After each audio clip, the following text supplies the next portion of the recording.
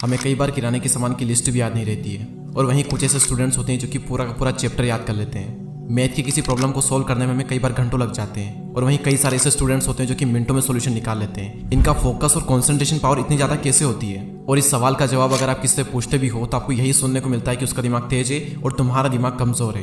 हमारे माइंड की जो पावर होती है उसे कोई इमेजिन भी नहीं कर सकता। इंसान का जो दिमाग होता है वो सुपर कंप्यूटर से ज़्यादा तेज होता है, क्योंकि इंसान के दिमाग ने सुपर कंप्यूटर बनाया है, ना कि सुपर कंप्यूटर ने इंसान के दिमाग को। और आप इस बात को मान लो कि आप अपने ब्रेन को अपने अकॉर्डिंग तेज और बहुत ज़्यादा शार्प कर सकते हो। एक्सरसाइज जिन्हें करके आप अपने लॉजिकल ब्रेन को काफ़ी हद तक तेज कर सकते हो। ये सिंपल सी एक्सरसाइज करने के बाद में आपका ब्रेन बहुत ज़्यादा एक्टिव हो जाएगा, आपकी मेमोरी पावर और आपकी जो कॉन्सेंट्रेशन का लेवल है वो काफ़ी हद तक बढ़ जाएगा। इन एक्सरसाइज को आप अपने फ्री टाइम में भी कर सकते हो और इन्हें करके आपको बहुत ही ज़्यादा मजा आएगा। पहली एक्सरसाइज का नाम है मल्टी कलर टेक्स्ट। इस एक्सरसाइज में आपको स्क्रीन पर अलग अलग कलर के नाम दिख रहे होंगे। अब इन सब में से हम कलर्स को हटा देते हैं। अब हर वर्ड पर एक कलर आएगा, किसी भी वर्ड पर कोई सा भी कलर आ सकता है। एग्जाम्पल के लिए फर्स्ट लेटर रेड पर ग्रीन कलर भी आ सकता है, तो आपको ग्रीन बोलना है ना कि रेड। तो जिस भी वर्ड पर जो भी कलर आएगा आपको उसका नाम लेना है। याद रहे जो लिखा है वो नहीं पढ़ना है, जो कलर शो होगा उसका नाम आपको लेना है। तो अब हम इसे स्टार्ट करते हैं।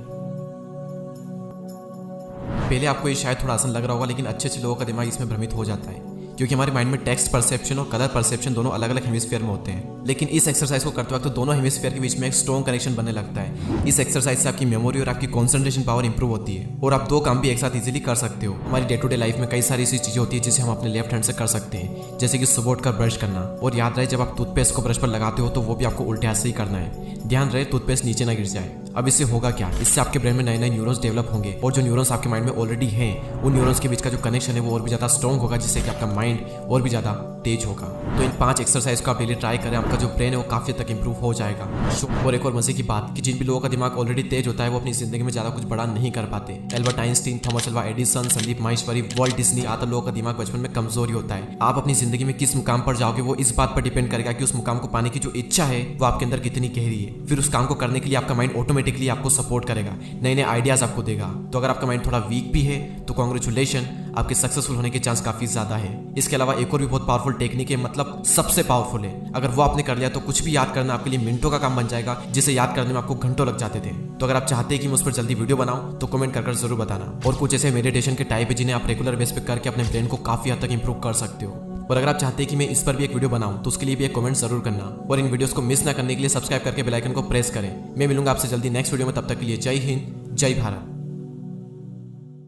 दोस्तों, कैसा लगेगा अगर किसी टॉपिक को आप एक बार पढ़ लो और वो हमेशा के लिए आपको याद हो जाए? वैसे तो पूरा इंटरनेट और यूट्यूब ऐसे बहुत सारे आर्टिकल्स और वीडियो से भरा हुआ है जिनमें बहुत तरह के टिप्स और ट्रिक्स बताए जाते हैं, और जिनमें बोला जाता है कि मेमोरी बढ़ाने के लिए ये खाओ, वो खाओ, इतनी बजे उठो, इतनी बजे सो, ये करो, वो करो।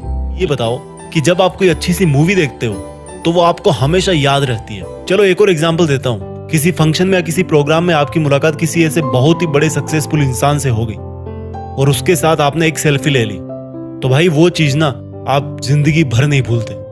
यानी कि देखो, आपका दिमाग ना आपके साथ भेदभाव कर रहा है। मुद्दे की बात पे आते हैं। अभी जो मैंने एग्जांपल्स दिए उनसे एक चीज साफ हो रही है, जो हमें अच्छा लगता है या जो हमारा दिमाग मान के चल रहा है कि ये अच्छा है, कुछ स्पेशल है, इसमें मजा आ रहा है, वो चीज हमें हमेशा के लिए याद हो जाती है। यानी कि सेंटर पॉइंट है इंटरेस्ट। तो पहली चीज निकल के आई इंटरेस्ट। अगर पढ़ाई कर रहे हो और इंटरेस्ट नहीं है, जबरदस्ती कर रहे हो क्योंकि घर वालों ने बोला है, क्लास में डांट मिलेगी, तो भाई 100 बार पढ़ लो फिर भी याद हो जाएगा, कोई गारंटी नहीं। अब पहली प्रॉब्लम समझ आ गई कि पढ़ाई में इंटरेस्ट बनाना है, लेकिन कैसे? देखो भाई, एक सच बताऊं, जिस दिन आप अपनी लाइफ में एक गोल डिसाइड कर लोगे ना, तो उस गोल तक पहुंचाने वाली हर चीज में आपका इंटरेस्ट जाग जाएगा। पढ़ाई में इंटरेस्ट नहीं बनने का यही सबसे बड़ा कारण है कि हमारा लक्ष्य फिक्स नहीं होता और इरादे मजबूत नहीं होते कि हमें लाइफ में यही करना है, और करना है तो करना है। एक बार डिसाइड कर लो अपनी लाइफ में कि मुझे पढ़ के ये काम करना है या ये ड्रीम पूरा करना है, और बस एक बार सोच लिया तो फिर मत सोचो। फिर जब भी पढ़ने बैठो अपना वो लक्ष्य आपकी धड़कनों में होना चाहिए, और फिर बताना कि पढ़ाई में इंटरेस्ट नहीं आता, पढ़ाई में मन नहीं लगता।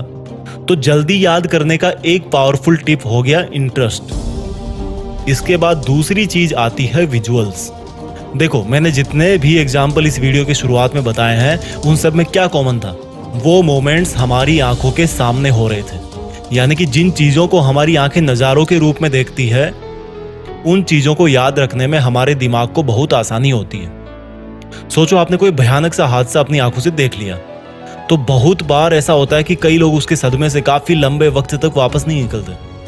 उनको सपनों में सिर्फ वो भयानक हादसा ही दिखता है। तो जब आप पढ़ने बैठो तो जो पढ़ रहे हो उसका अपने दिमाग में एक सीन क्रिएट करो। जैसे अगर हिस्ट्री पढ़ रहे हो तो सोचो कि कोई मूवी चल रही है आपके सामने, और उस मूवी में कौन कौन सा करेक्टर है उन सब का नाम जानो, किसने हिस्ट्री में क्या किया उसको एक फिल्म की तरह अपने दिमाग में उसको इमेजिन करो। और जो नई चीजें पढ़ रहे हो उसको उस चीज से रिलेट करो जो आपके दिमाग में ऑलरेडी है। गाइस, इस वीडियो में मैंने आपको 2 सबसे बड़े और सबसे बेसिक रीजन और सॉल्यूशन के बारे में बताया जिनसे आपकी मेमोरी पर जरूर असर पड़ेगा।